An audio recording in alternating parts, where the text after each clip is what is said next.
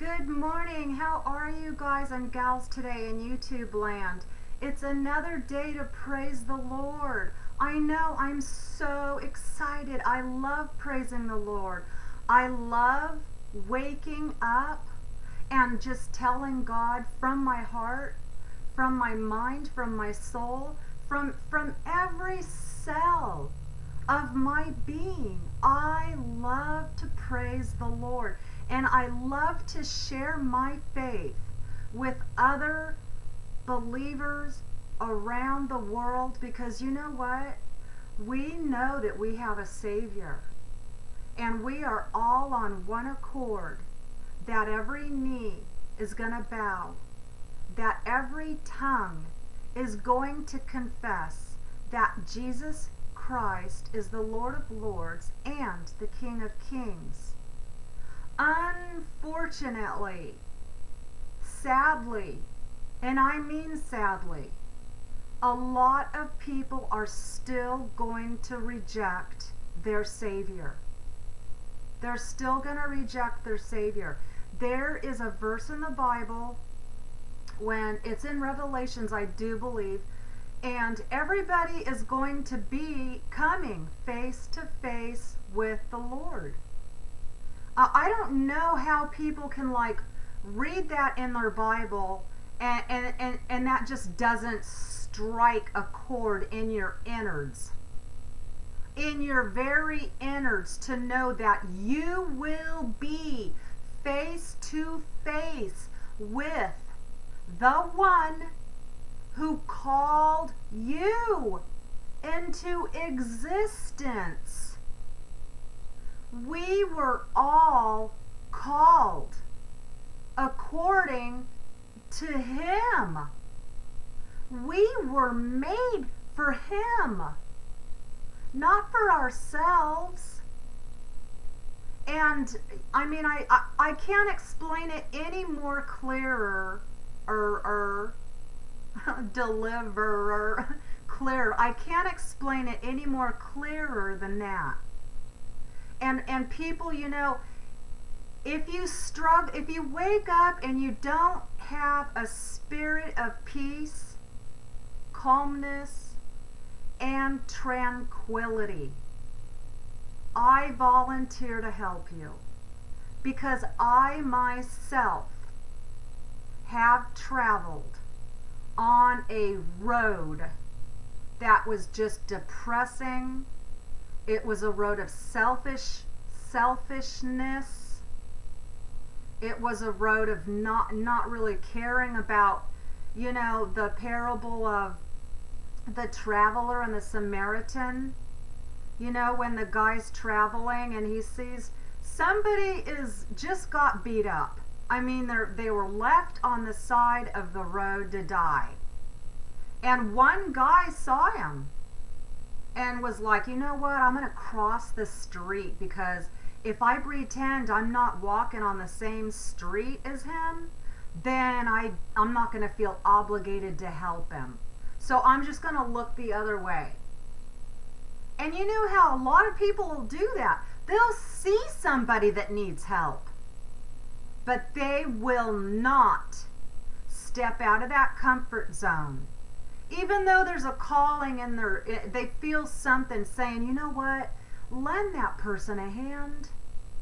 Hold the door open for an extra 10 seconds for this, you know, this elderly woman that's walking towards the door. Because if the door's open already when she gets up to the store, she doesn't have to, you know, use her frail little arms to open it. Those doors are hard.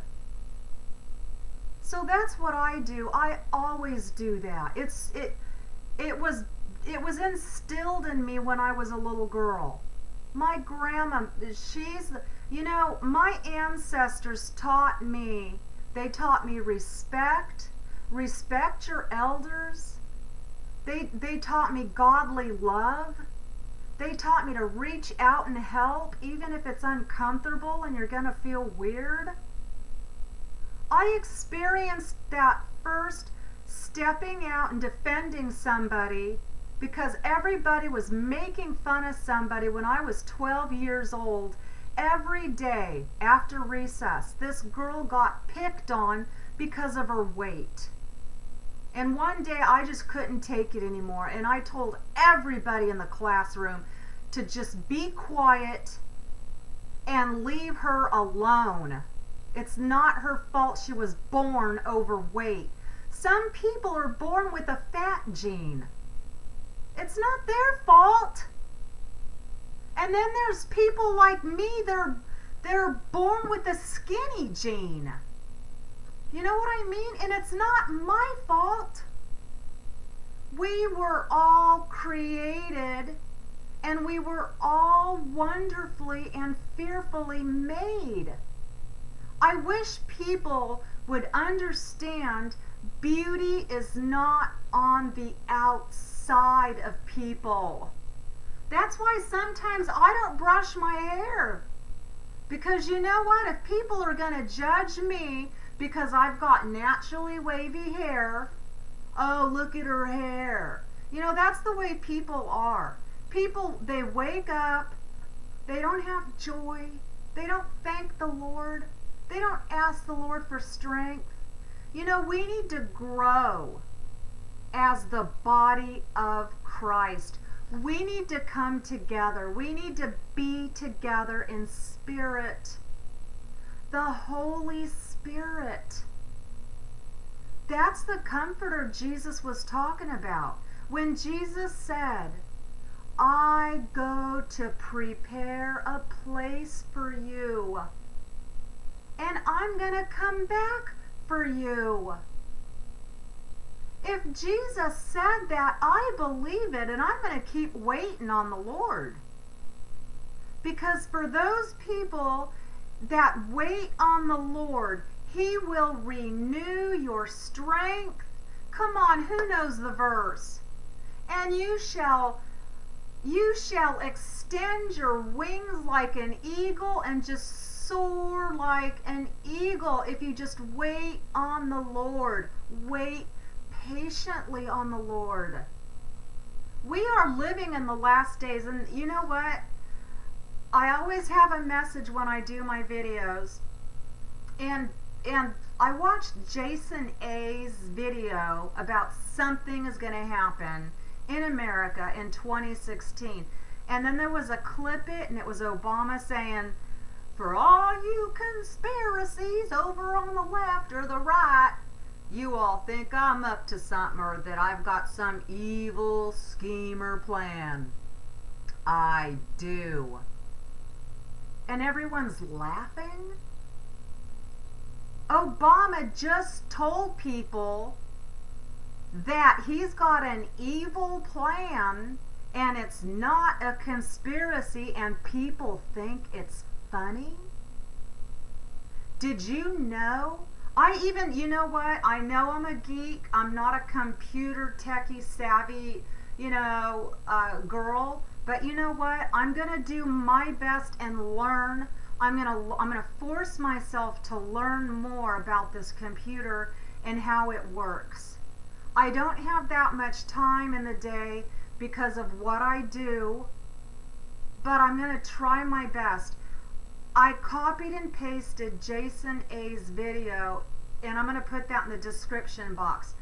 There's a part in the snippet where Obama says that the war on Christians, he has a personal agenda, and it's a war on, he said a war on Christmas.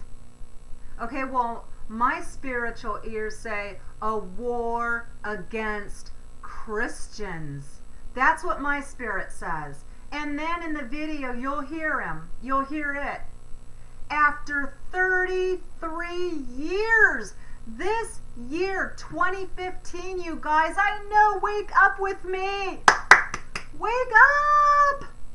After 33 years, there will not be a Christmas in the White House. Hello? Is anybody out there? You know, I feel like Major Tom.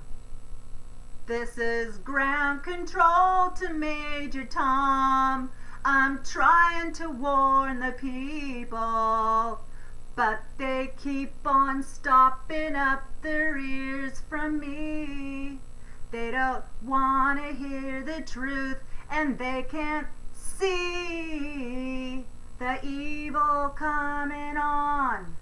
The evil coming on. This is ground control to Major Tom. I think I screwed up the song. You guys, come on, wake up, have a sense of humor, and understand what I'm trying to say. Oh my gosh, I know. Calm down. Calm down. And you know what? My thyroid meds, I can't take them because she tripled my dose. So, you know, sometimes these medications that the doctors are having you take, it makes your symptoms worse. That's why I'm like, leave me alone. Don't try and diagnose me. Don't try and fix me. I've got my Bible. I've got the Lord.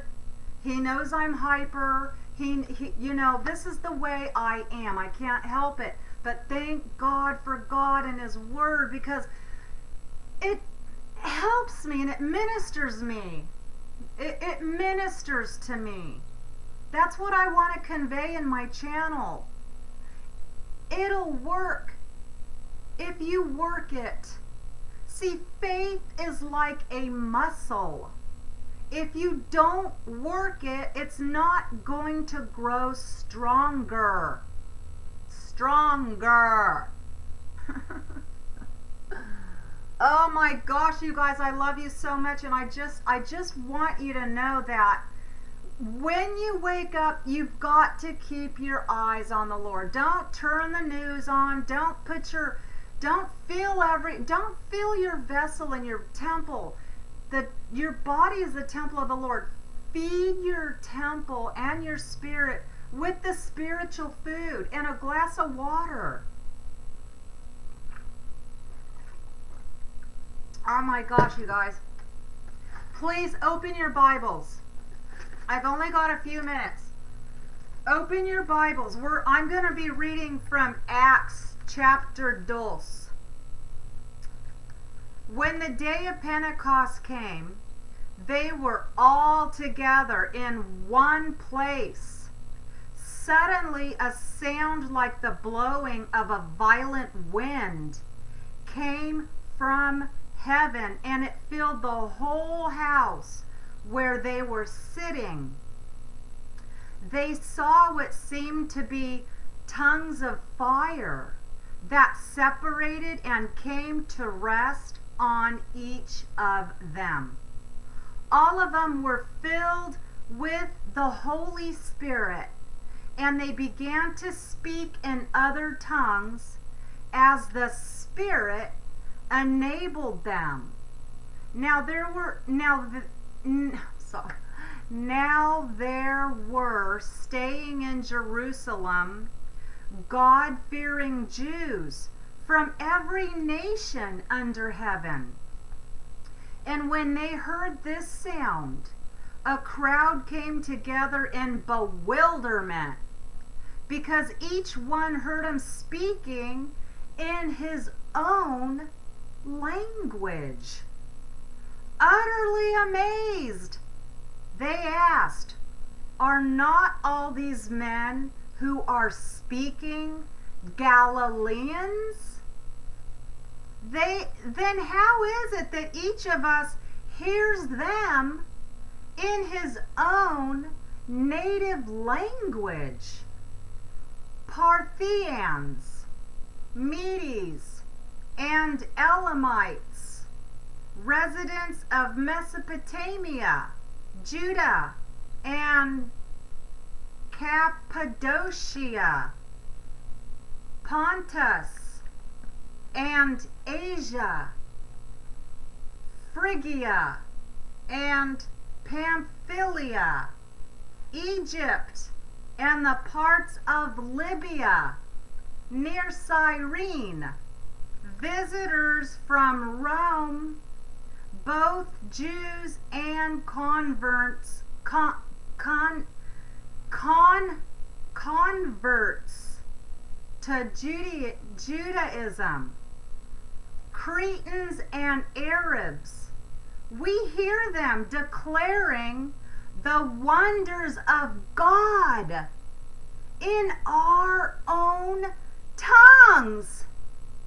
Amazed and perplexed, they asked one another, "What does this mean? What does this mean?"